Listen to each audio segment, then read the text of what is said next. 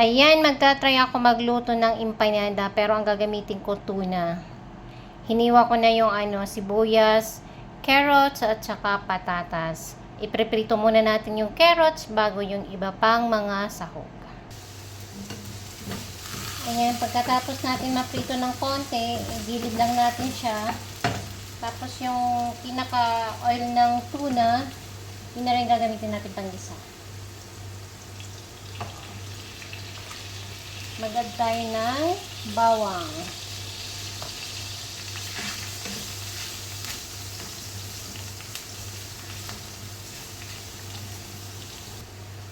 Sunod natin yung ating sibuyas.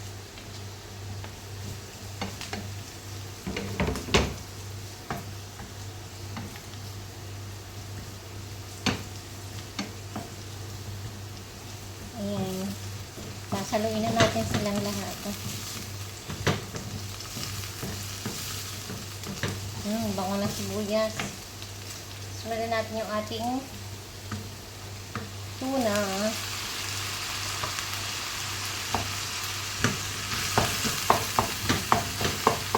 Ayan.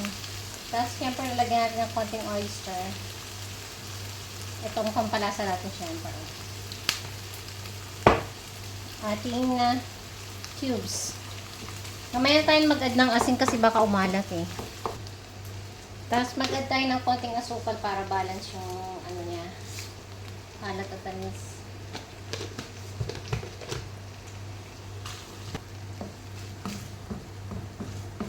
Ayan, pwede na yan. Palamigin muna natin saglit. Taran! Tapos na. Ayan, at syempre, tayo ay may nakahanda ng dough. Hindi na ako maglalabs kasi kami naman ang kapain. Pwede na siguro dito.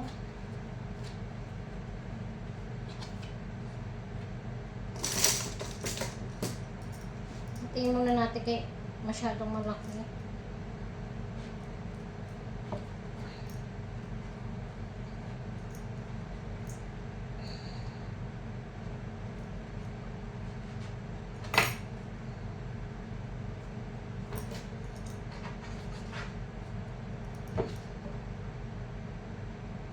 Hindi ko alam kung tama tayo. Pinagagawa ko na.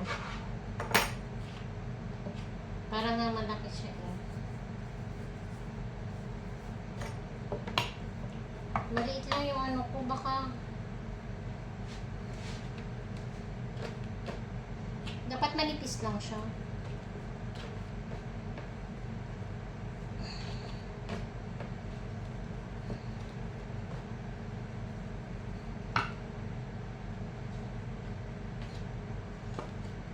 Hindi ko na siguro gamitin yung kasi siya. Ba't manipis?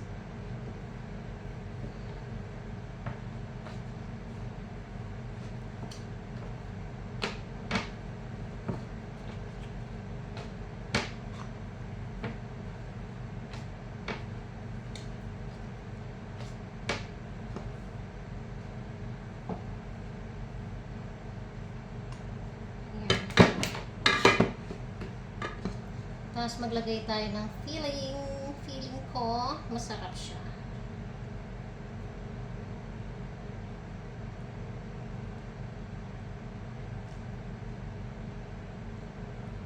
Para madami. Bawasan.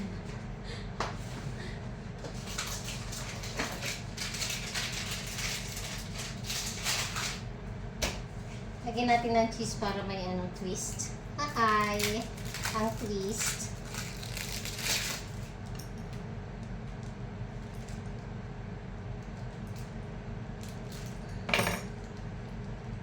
Manipis lang naman to. Tapos, syempre, tatakipin natin. Diba? Empanada ala Arlene. Ang laki. Parang manipis pa dapat sana.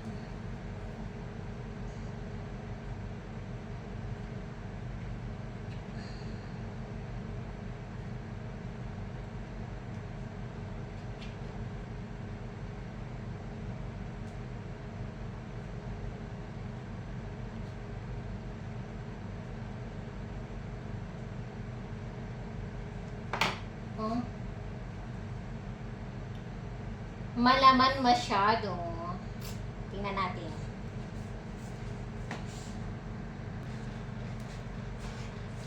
Ayan lahat ang ating nagawa sa ating empanada. So, ngayon, ipriprito natin at titikba natin kung ano ang lasa ng aking ginawa.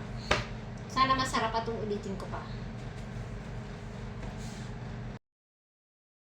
Ayan, magprito na tayo. Tingnan natin kung mainit na mantika natin. Excited, hindi pa mainit ng mantika. Ano ba yan? Pero pwede na yan.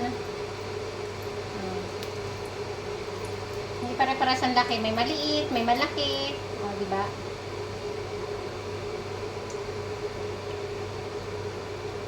Huwag niyo ako i-judge.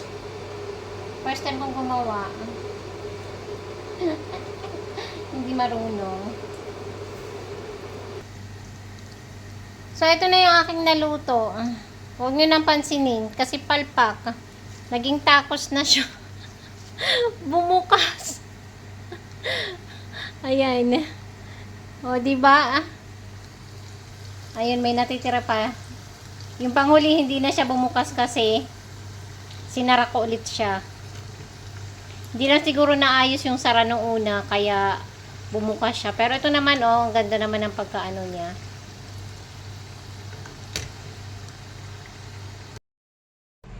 Ayan na, ang first na ginawa ko ay palpak. Pero okay na yan, pamerienda.